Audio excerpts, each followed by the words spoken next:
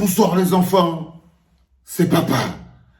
Bienvenue dans notre dernier podcast de la journée les enfants, bienvenue à la clinique.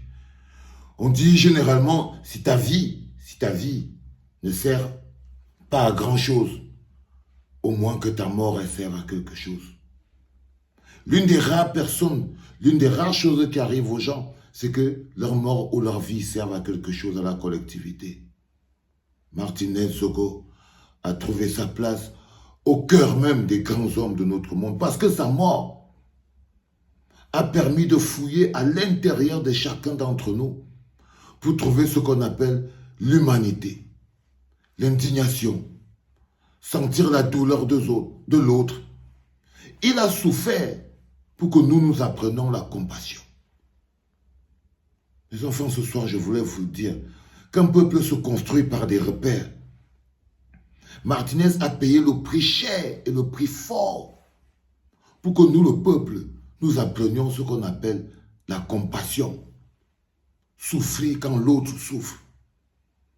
C'est-à-dire qu'il a fallu qu'il soit horriblement, que sa douleur soit tellement grande pour que nous puissions enfin ressentir la douleur des autres, l'horreur de la souffrance qu'on peut infliger à l'autre. Et pour ça, Martinez rentrera à jamais dans la construction de ce que nous ferons de demain en termes de repères. Quand nous parlerons aux enfants, nous dirons, dans notre génération, dans notre époque, il y a eu Martinez Zogo. Les enfants, devenir quelque chose de plus grand est très important. Cette histoire nous amène à voir, Martinez nous démontre aujourd'hui qu'on peut être un animateur, un simple citoyen et déshabiller tout un Zomlois. Que ce n'est pas la quantité d'argent que les gens ont dans leur poche qui fait d'eux des hommes puissants. Martinez a démontré que tu peux être un journaliste, mais tu es 10 fois plus puissant qu'un Zomlois des Zomlois. Que tu peux le déshabiller en public. Que nous n'avons pas à flipper et à trembler devant les gens qui cachent leur petitesse derrière l'argent. Parce que l'argent, c'est un paravent. Hein. L'argent, c'est le paravent qui permet de cacher les petites âmes. L'argent, c'est le paravent derrière lequel se cachent les petites âmes, les petites personnes qui n'ont rien à offrir au monde en termes de contenu et qui se servent de tout ce qui est paravent extérieur. Et l'argent est un puissant paravent pour cacher la cancritude. Et Martinez a réussi à nous démontrer et à démontrer au peuple camerounais que la raison n'est pas forcément au plus fort, que le mal ne gagne pas tout le temps. C'est des repères historiques. Que le mal ne gagne pas tout le temps. Si Martinez avait dit à Amougou qu'il veut te mettre en prison, vous n'aurez pas cru. C'est important pour nous de fixer dans nos repères de notre histoire ce qui se passe aujourd'hui. Aujourd'hui, un mec comme Amougou Belinga, excuse-moi mon bébé, en ce moment, il goûte au bonheur de la torture psychologique. En ce moment, il est à sa première étape. Ce qui se passe en ce moment dans la machine, on est en train de le déshabiller de tous ses attributs de Zomlois. On lui enlève ses vestes de Zomlois. On est en train de le réduire en un matricule. Parce que pour qu'il soit à la charge de l'État, il faut qu'il soit réduit à un matricule. Et ça passe par la torture psychologique. Vous avez vu des informations qui entrent et qui sortent. Et je vous ai dit, il n'y a pas de fausses informations. Il n'y a pas de vraies informations. Il n'y a pas de mauvaises ou de bonnes informations.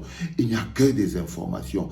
En fonction de votre lutte, vous utilisez toutes les informations qui apparaissent dans votre environnement parce que vous êtes en lutte. Parce que vous êtes en lutte. Et en ce moment, ce qu'Amougou est en train de vivre, ça s'appelle la torture psychologique. On appelle ça le rentrer dans les rangs et tais-toi. On lui enlève ses attributs. On est en train de l'humilier, on est en train de le dépouiller, on est en train de le braquer psychologiquement.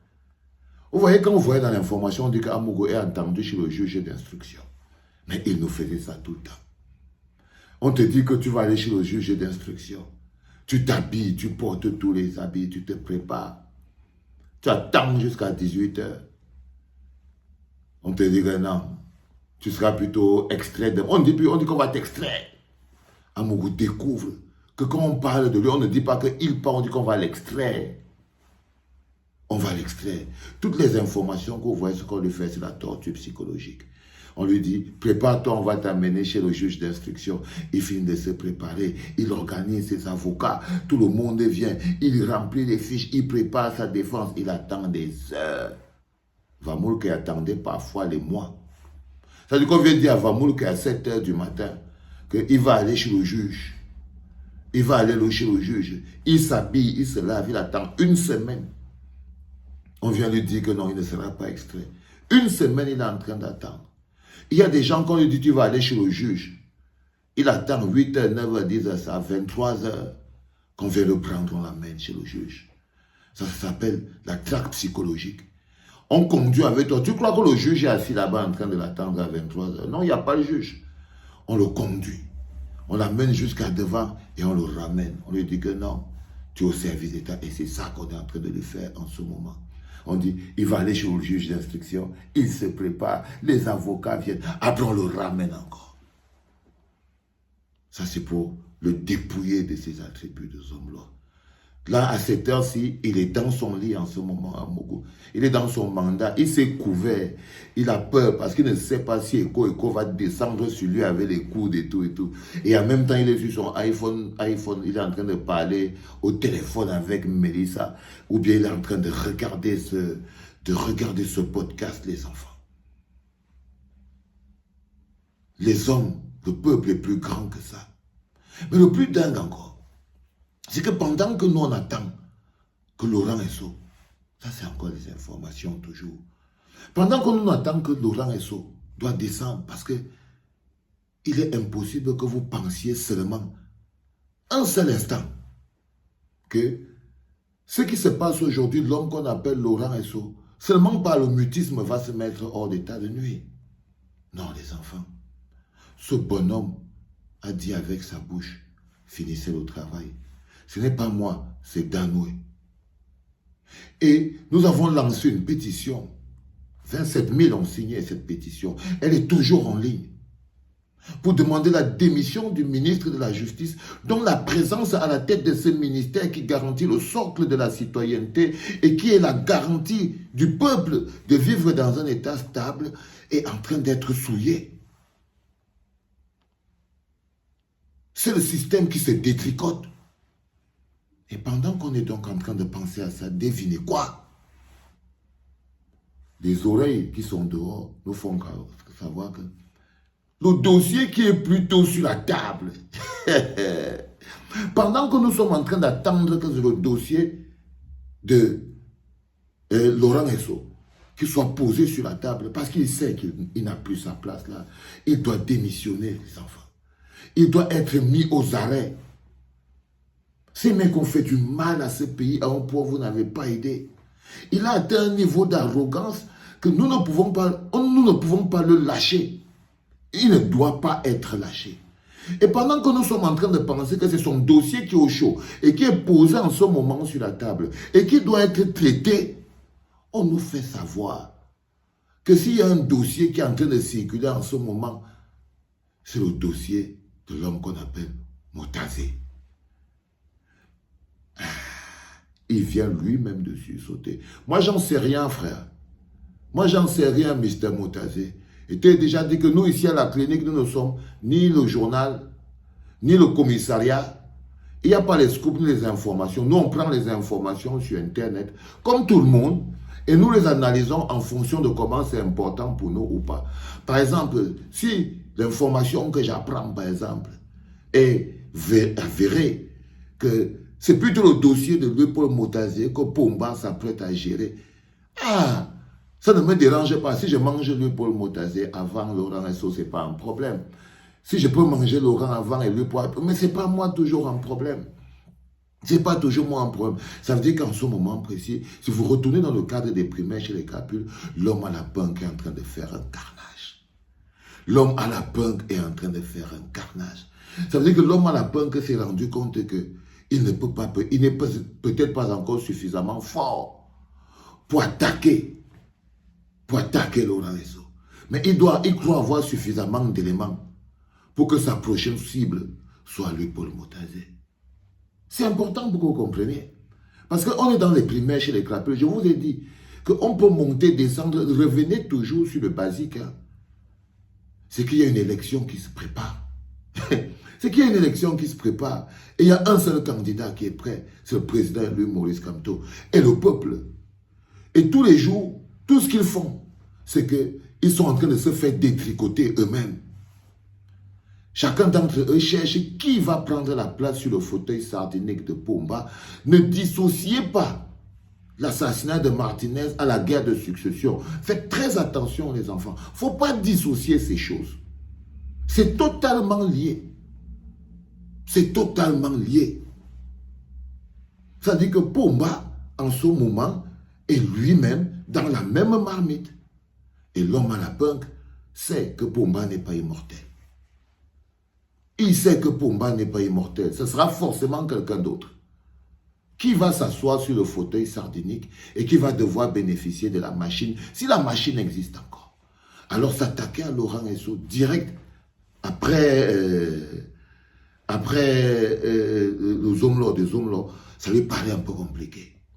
Alors, il se raconte, information internique, il se raconte qu'il a décidé plutôt que l'une des personnes qui peut attaquer, parce que compromise, il se raconte aussi que le Motazé, en ce moment, Pomba n'est pas très content de lui aussi. Et lui profite de ses failles, hein, l'homme à la punk, c'est un charismatique. Il profite de ses failles. Si les gars ne font pas attention, il va les démanteler. Hein. Je vous promets. Si les autres bonhommes d'en face là ne font pas attention, l'homme à la punk va les démanteler. Il va les démanteler. Donc, pendant qu'on est là assis tranquille, en train d'être nous dans les murs, les histoires de Mélissa, il a décidé que sa prochaine cible, il n'est pas encore suffisamment mûr pour attaquer Laurent Esso, mais il peut amocher Motazé, parce qu'il a aussi déjà parti sonder le cœur de Pomba. Il sait que Pomba a envie de régler un compte à Motazé. Bah oui, les enfants, on est à la clinique. On parle tout ce qu'on entend. On verbatime tout. Je vous ai dit qu'il n'y a pas de vraies informations ou de fausses informations. On est dans le fighting. Donc, toute information qui vient sur Internet, si tu peux l'utiliser pour fragiliser l'autre, n'aie pas peur. Le reste, on va gérer. Ou bien tu peux trouver un travail au quotidien, le jour, la mutation. Là-bas, tu peux commencer à dire que non, moi j'ai les scoops. Non, non, on n'a pas de scoop. On donne tout parce que là, Motazé, lui-même, il doit savoir que c'est son dossier qui est posé sur la table de l'homme à la punk. En ce moment, qu'on croyait que c'était pour son pote, le ministre de la Justice, Laurent Esso. Non, non, non, non, non, non, non, non. Le Paul Motazé, donc, s'il te plaît, ne te laisse pas berner, ne pars pas là, tu commences à te balader partout. Tu es la prochaine cible de l'homme à la punk. Tu entends, non, Motazé? Tu es la prochaine cible de l'homme à la punk. On croyait que c'était Laurent Esso. Mais non. Les petites informations qu'on a, non, tonton Louis-Paul, c'est que c'est toi le prochain. Le gars a décidé que ce qui va se passer dans votre camp là, c'est-à-dire que si quelqu'un reste, c'est qu'il est fort. Que si quelqu'un reste, donc si vous pouvez réagir, il faut réagir maintenant. Il faut réagir maintenant. Vous voyez qu'il a mis écho derrière, non? Ouais. Ouais, c'est bon. Il va vous prendre morceau par morceau, one by one. Sauf si vous réussissez à vous relever et vous remontez un peu avec les yeux. Parce que si vous ne faites pas remonter les vieux dossiers, donnez les dossiers. Hein. Entendez, non, les Motazé, donnez les dossiers, sortez les dossiers. Sortez les dossiers, on n'a pas encore fini avec les stades de Lembe et tout. Faites une remontada. Hein. Faites quelque chose, les gars. Ne traînez pas, le peuple veut voir. Il faut que ça bouge. Sérieux, parce que si tu ne bouges pas, non, le Paul. Motazé, si tu ne bouges pas, l'homme à la punk, il va te cueillir. Il va te cueillir. Tu es presque cuit même d'ailleurs. Mais tu ne sais pas. Tu es presque cuit, mais tu ne sais pas. Donc fais gaffe en ce moment précis. C'est toi qui seras le prochain. C'est toi qui seras le prochain. Les enfants, c'était le dernier podcast de la journée. Demain, je vous l'avais annoncé en vous disant que si jamais le bonhomme il a son mandat de dépôt à Kondengui, je vais mettre ma douleur en musique. Et demain, je vais vous servir ça chaud, les enfants. Propre.